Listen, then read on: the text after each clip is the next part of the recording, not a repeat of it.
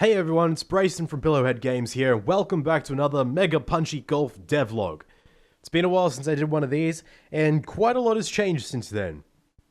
So I'm going to go over some of the highlights of what I've been working on lately, and then I'm also going to talk about what's coming up for the game pretty soon. But as you may have noticed, there's a lot that's changed visually, and so I'm going to start there.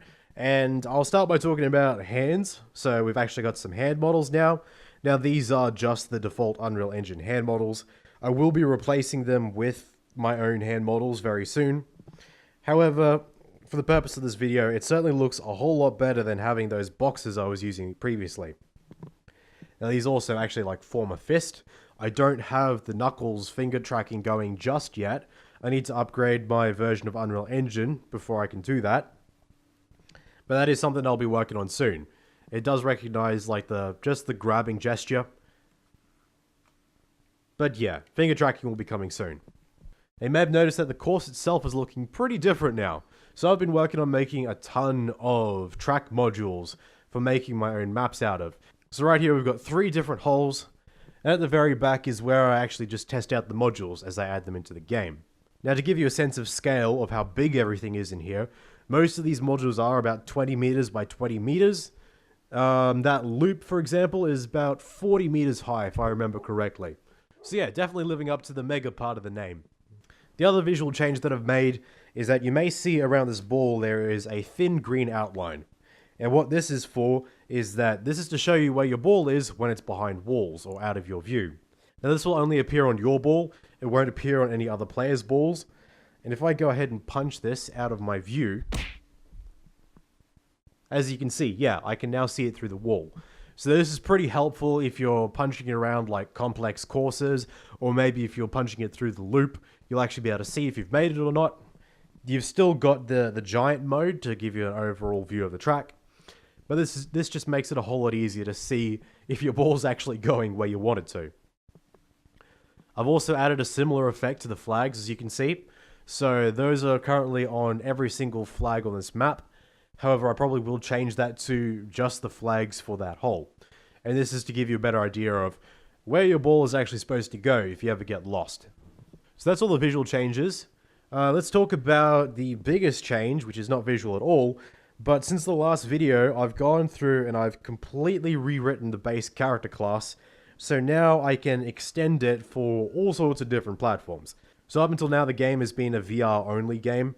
But because of the character rewrite, I'll be able to add support for things like keyboard and mouse, gamepad, maybe even Nintendo Switch Joy-Cons, all of these other non-VR platforms. And then I'll also be able to make it work cross-platform. So if you're playing in VR, you'll be able to play with people outside of VR, depending on, platform policies and whatnot. So I'll be showing how that plays on keyboard and mouse a little bit later. But as part of the character rewrite, I also went and rewrote how the VR controls work.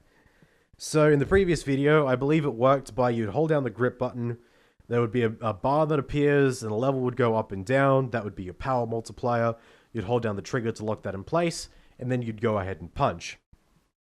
The way it works now though is a bit more physical, a bit more intuitive, which is that if I grab and start pulling my hand backwards, you'll see this line here, and you'll see it change color from red to green. So what this does is that the further I bring my hand away from the initial grab point, the stronger the power level is going to be.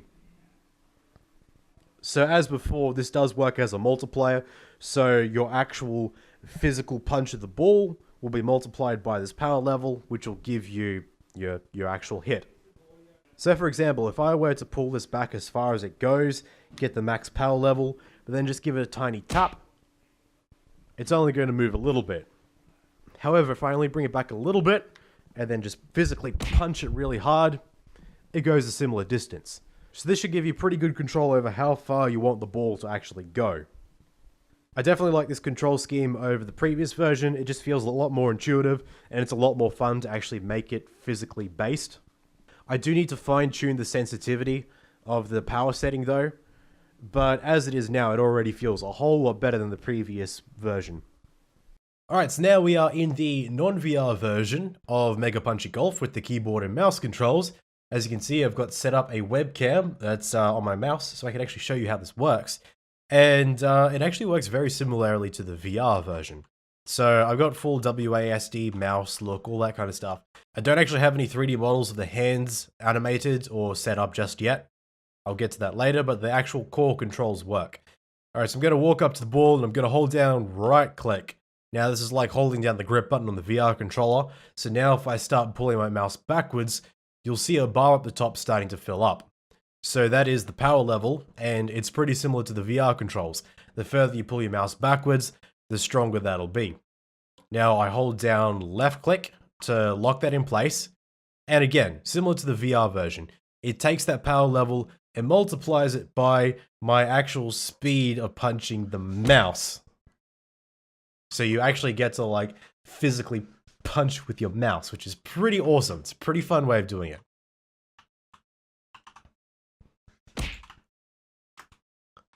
You can also jump around, which don't know if I'll actually add that to the VR version. But the VR version, I am going to add like smooth movement, so you don't have to just teleport around everywhere.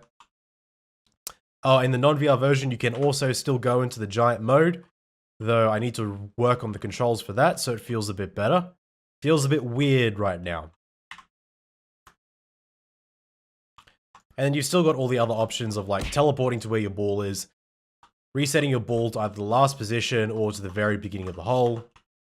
I've only just noticed now while recording that the green outline isn't showing up around my ball, so I've got to see what's up with that.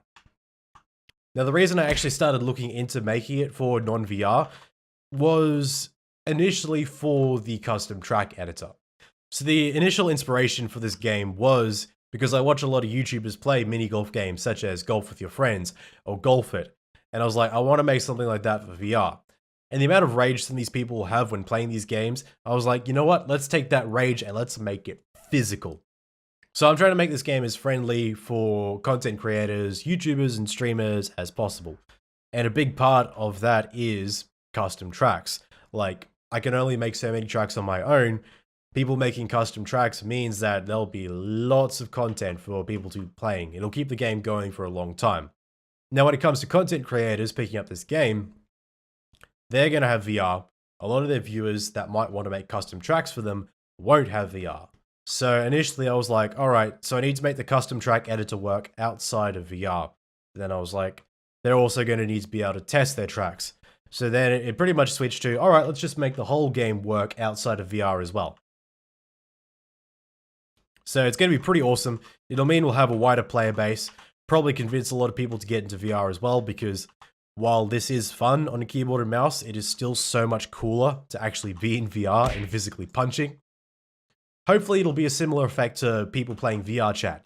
Yes, you can play VR chat outside of VR, but getting it in VR is just a whole lot cooler.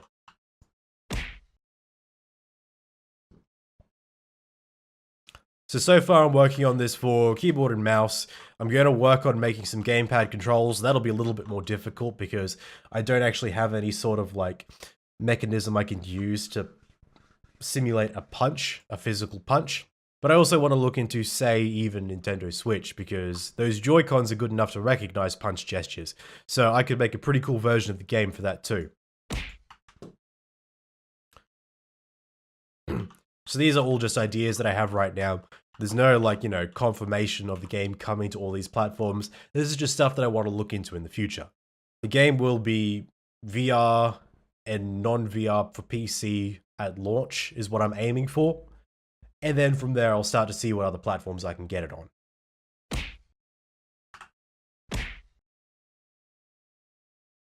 Oh, no. Not hard enough.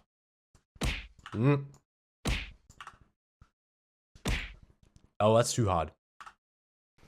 Alright, so I'm back in the VR version, so let's talk about what's coming up for the game next. So what I'm working on right now is a ready up system for the players. So when everyone joins the match, everyone can actually set when they're ready, the host can start the match, and then the balls will actually spawn in, the whole timer will start to count down, so on and so forth. It's what you would usually expect to see in a multiplayer game. So once I've got that done, I can start making the multiplayer actually work online. So for very early testing versions, I'll probably use Steam's online multiplayer system just to get things off the ground. Eventually I'll be switching that over to a cloud-hosted dedicated server solution.